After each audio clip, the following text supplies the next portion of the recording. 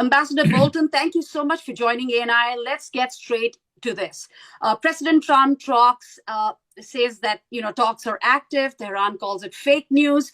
You've really worked on back channel diplomacy at the highest levels. What is actually happening here? Are both sides even in the same conversation?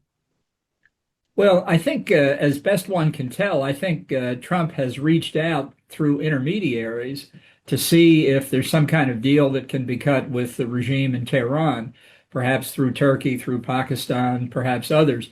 And all we know for sure is that Iran denies that anything is going on, although they say they have received notes. I just find it hard to believe, whatever conversations there have been, that anybody is anywhere close to agreement.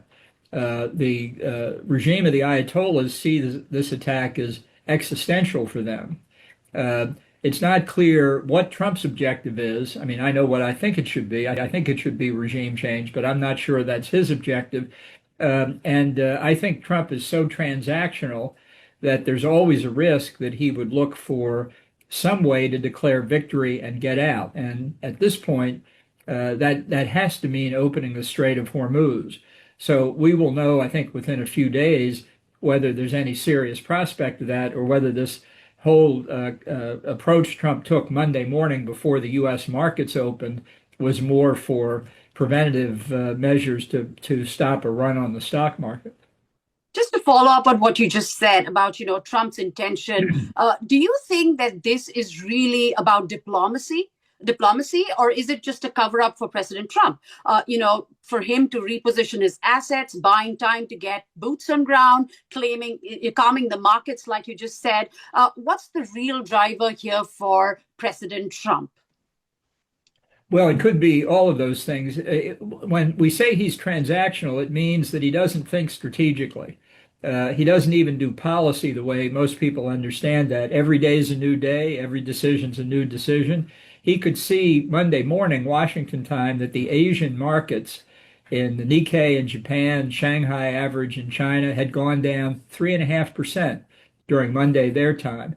So fearing the opening of the New York markets in a couple of hours, he may have thought, I need to do something to buy time. That would be one reason. And at the same time, see if the Iranians really have any interest in having discussions. So he has bought himself some time until Friday.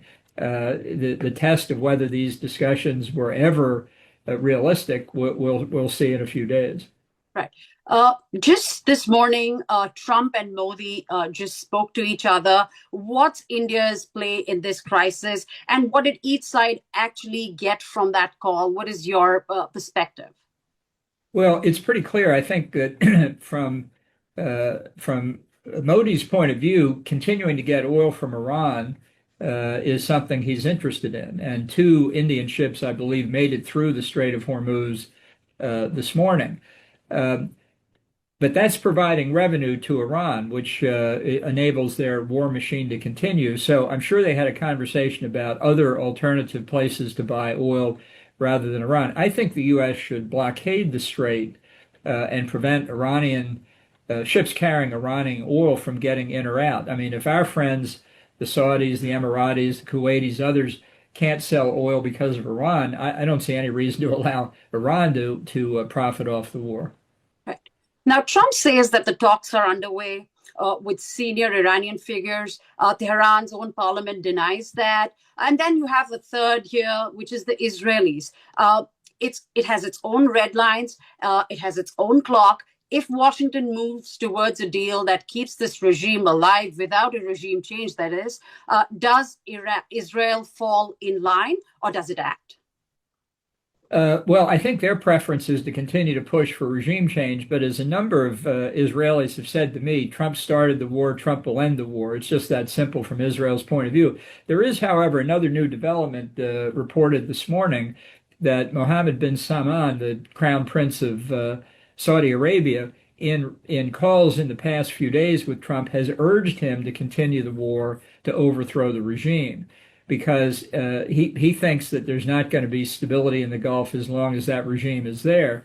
And he's very worried that if a wounded regime is left, it will go back to terrorism, it will go back to rebuilding its nuclear program, and it will always be a threat to the Strait of Hormuz. So even though the Saudis were not sort of on board originally, I don't think, with Trump's attack, they see the situation, they see the logic of the situation now, meaning that having once started it, he has to succeed. And I think there's a lot of merit to that.